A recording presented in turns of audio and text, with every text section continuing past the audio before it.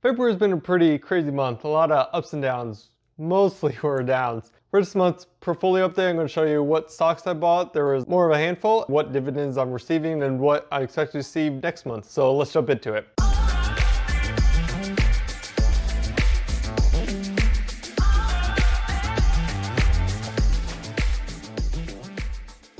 Eddie V here, and if you're new to my channel, I discuss investing in stocks, dividends, and personal finance with the goal of inspiring you to start building your wealth. Before we jump into my update, I just want to mention something that I talked about in my last video, and if you haven't seen that, I'll have it posted on the end card. Coming over here to Seeking Alpha, looking at VOO. I'm going to put these puppies on. One thing I mentioned in my video was not to have emotion while investing and panic selling. What I want to show is that in the last 5 days in Seeking Alpha here, we can look at, it starts on the 18th. We'll just go, let's see, 21st was a holiday, so the 22nd, we started at 396. And so that was Tuesday. And over here on Thursday, we had this big drop. So that's the 24th. It started with a big drop, and you may have thought at this time, oh my goodness, the market is falling because of all the stuff with Ukraine, and I'm sure you've heard the news and everything. And what I mentioned is that you don't know what the next day the market's going to be. It could go up. In this case, it could have kept falling depending on what was going on. But in our case, the market opened on Friday. Let's see. Yep, it started around 395, which is what the week started at, and it just kept growing. So right now, and I'm filming this on Monday, we are at 401, over 402. So if you look at the 5 days, we are basically in a positive 71%.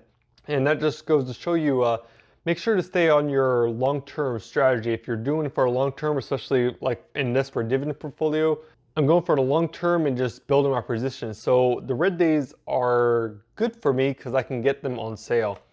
Now, if you're doing swing trading or if you have certain ins and outs of what you want, that's a whole different story. But whatever your strategy is, make sure you stick to it instead of just like panic selling. Now jumping over to M1 Finance. Over here in M1 Finance in my dividend portfolio, my total this month at the end of February is $3,605.31. Have a gain of $64.19 and a return of 4.1%. So this is my overall. And just to show you what February was, throughout February had a negative gain of $37.46 and a negative return of 1.12%. And you can see here in the graph, basically all the buys I had are these little jagged up and downs. So a lot of a little roller coaster over here. So jumping over to the activity page. So here in activity, this is going to be all the buys I purchased this last month. You can see here 11 buys. What I have right now is an automatic recurring purchase every other week. Basically what M1 Finance does is when it takes that 100 and just divvies it out between the stocks that have a lower percentage based on what I set. So it's going to see, okay, out of the percentage set, these stocks, need to increase the positions. M1 Finance kind of does that for me. The reason I have that is just to start building, because my portfolio is so small, so just to start building it up. And that happens every other week. You can see down here on the 16th also has 11 buys. Backing up, looking on February 11th, I have 3 buys. So I did $100. I bought $40 of Lockheed Martin, ticker symbol LMT, and then $30 of Lowe's, ticker symbol LOW, and $30 of Target, TGT. So those were those on the 11th. Going back here on the 18th, I bought 3 other stocks. So we have once again Lowe's, $25. 3M, ticker symbol MMM, at $50, and Target, once again, at $25. So that was the 18th, and the 23rd, last Wednesday, I got 2 buys. I have Intel, $50 in Intel, ticker symbol INTC, and $50 into, once again, 3M. So those are all the buys I had this last month, and just going forward to look at each of those holdings, the amount I have in each of those right now.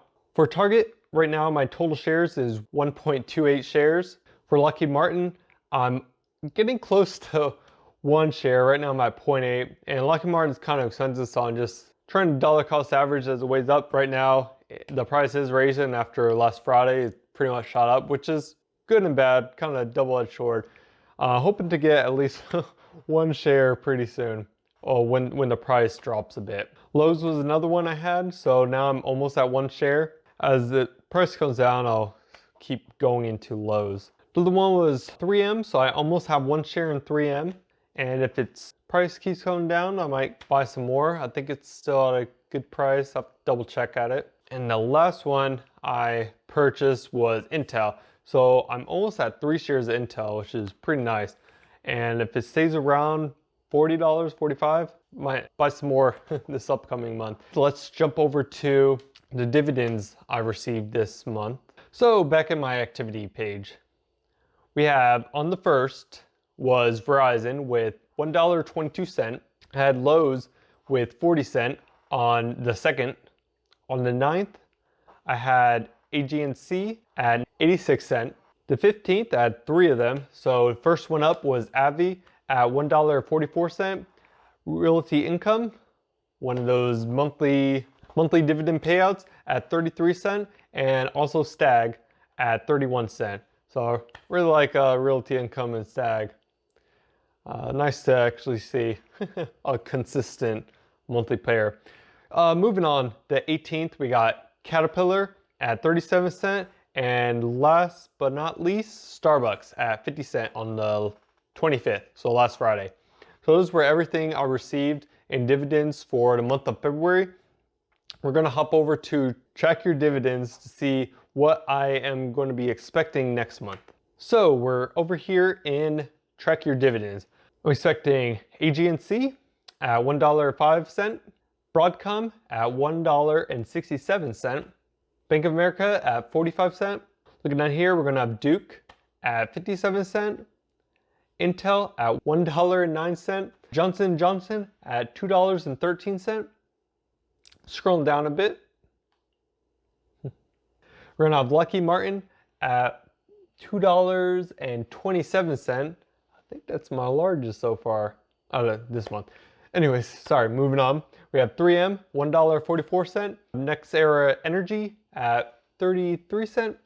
Realty Income, 38 cents. Pepsi at $1.04. Pfizer at 71 cents. Qualcomm at 97 cents.